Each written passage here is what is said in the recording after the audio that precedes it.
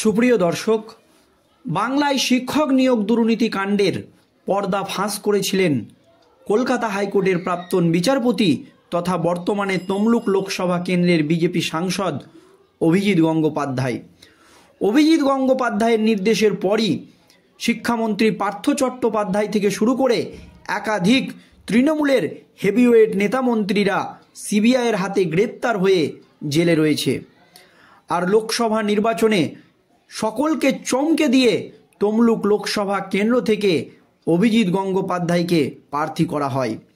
আর আজ অভিজিৎ গঙ্গোপাধ্যায় পার্লামেন্টে বলতে উঠে তৃণমূল এবং কংগ্রেসকে একেবারে ঝাঁঝালো ভাষায় আক্রমণ করলেন। শুধু আক্রমণই নয়, তৃণমূল কংগ্রেস এবং ইন্ডিয়া জোটকে একেবারে ধুয়ে দিলেন তমলুক লোকসভা কেন্দ্রের বিজেপি সাংসদ অভিজিৎ গঙ্গোপাধ্যায় এবং তার বক্তব্য শুনে হাততালি দিলেন প্রধানমন্ত্রী নরেন্দ্র মোদী। দর্শক, ঠিক কী বক্তব্য দিয়েছেন তমলুক লোকসভা কেন্দ্রের বিজেপি সাংসদ অভিজিৎ গঙ্গোপাধ্যায় আপনাদেরকে জানাবো। কিন্তু অভিজিৎ গঙ্গোপাধ্যায় তমলুক লোকসভা কেন্দ্রে জেতার পর একাধিক গুরুত্বপূর্ণ সমস্যার সমাধান করেছেন। তমলুকের হসপিটাল নিয়ে একটি সমস্যা ছিল, সেই সমস্যার সমাধান করেছেন। এছাড়াও তমলুক লোকসভা কেন্দ্রে ঠিকঠাক রেল পরিষেবা পাওয়া যেত না, সেই সমস্যার সমাধান করেছেন অভিজিৎ গঙ্গোপাধ্যায়। এছাড়াও একটি স্কুলে মাথার ওপর ছাদ ছিল না, ভেঙে পড়ছিল সেই স্কুল, সেই নিয়েও বড়সড় পদক্ষেপ নিতে দেখা গিয়েছে তমলুক লোকসভা কেন্দ্রের বিজেপি সাংসদ অভিজিৎ গঙ্গোপাধ্যায়কে।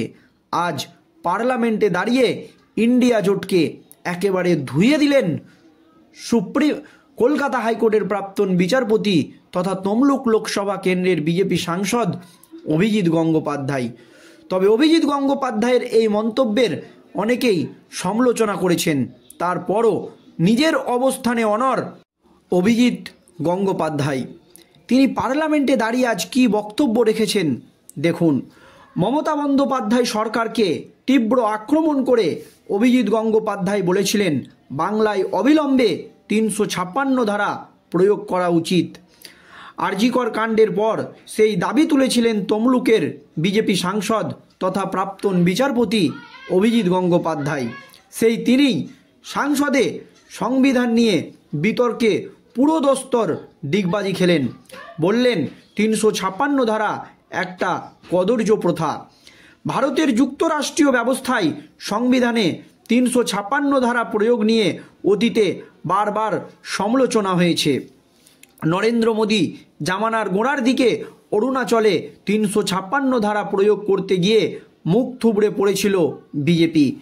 মোদী সরকার অরুণাচলে রাষ্ট্রপতি শাসন জারি করলেও তা খারিজ করে দিয়েছিল সুপ্রিম কোর্ট।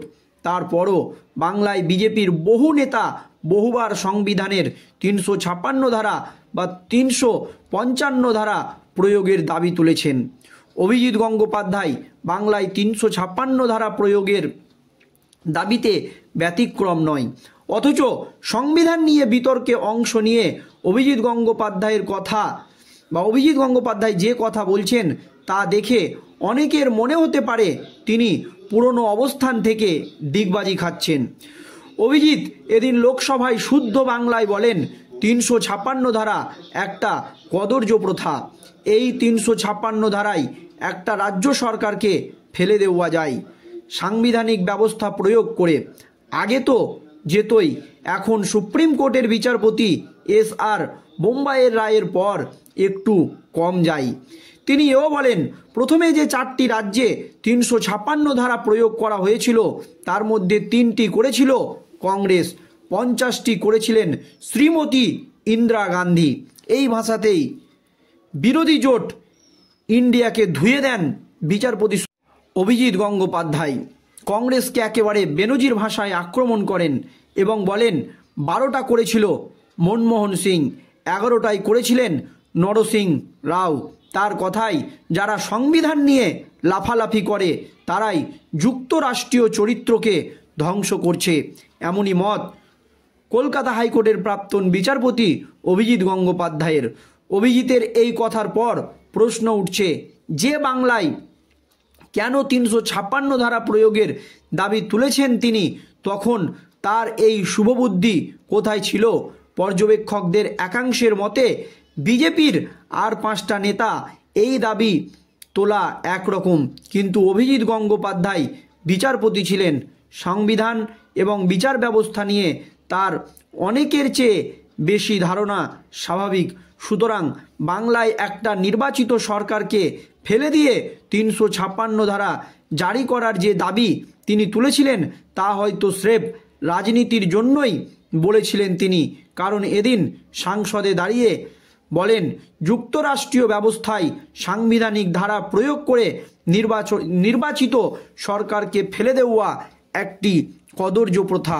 পরিষ্কার জানিয়ে দেন তমলুক লোকসভা কেন্দ্রের বিজেপি সাংসদ অভিজিৎ গঙ্গোপাধ্যায়। কিন্তু আরজিকর কাণ্ডে মহিলা চিকিৎসকের মৃত্যুর ঘটনার পর বাংলার পরিস্থিতি এমন তৈরি হয়েছিল, আপনারা জানেন, সমাজের সমস্ত শুভবুদ্ধি সম্পূর্ণ মানুষ রাস্তায় নেমে প্রতিবাদ করছিল, দিকে দিকে আন্দোলন ছড়িয়ে পড়েছিল।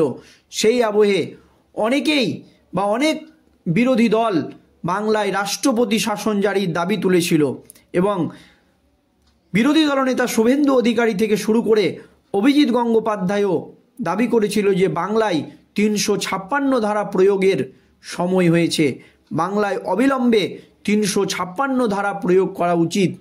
এই নিয়ে রাজ্যপাল সিবি আনন্দ বোসের সঙ্গে দেখাও করেছিলেন অভিজিৎ গঙ্গোপাধ্যায় এবং একটি বৈঠকও করেছিলেন, এবং বৈঠক থেকে বেরিয়ে অভিজিৎ গঙ্গোপাধ্যায় পরিষ্কার জানিয়েছিলেন যে তাদের বৈঠক সদর্থক হয়েছে। এখনও আরজিকর কাণ্ডে মহিলা চিকিৎসকের মৃত্যুর ঘটনার বিচার হয়নি, সেটা বিচারাধীন বিষয়। আর এই আবহে পার্লামেন্টে দাঁড়িয়ে পরিষ্কার বললেন কলকাতা হাইকোর্টের প্রাক্তন বিচারপতি অভিজিৎ গঙ্গোপাধ্যায় যে ৩৫৬ ধারা জারি করে সরকার ফেলে দেওয়া একটি কদর্য প্রথা, যার তীব্র সমালোচনা করেছে অনেকেই বলেছেন বিজেপির অন্যান্য সাংসদরা এ কথা বলতে পারে, কিন্তু অভিজিৎ গঙ্গোপাধ্যায় কেন আরজিকর কাণ্ডে মহিলা চিকিৎসকের মৃত্যুর ঘটনার সময় বলেছিলেন যে বাংলায় অবিলম্বে ৩৫৬ ধারা প্রয়োগ করা উচিত, আর এই মুহূর্তে কেন তিনি ডিগবাজি খাচ্ছেন, যা নিয়ে একাধিক প্রশ্ন উঠে গিয়েছে। তবে অভিজিৎ গঙ্গোপাধ্যায় যখন বক্তব্য রাখছিলেন তখন কিন্তু হাততালি দিচ্ছিলেন প্রধানমন্ত্রী নরেন্দ্র মোদী। দর্শক, এই নিয়ে আপনাদের মতামত জানাবেন। ধন্যবাদ।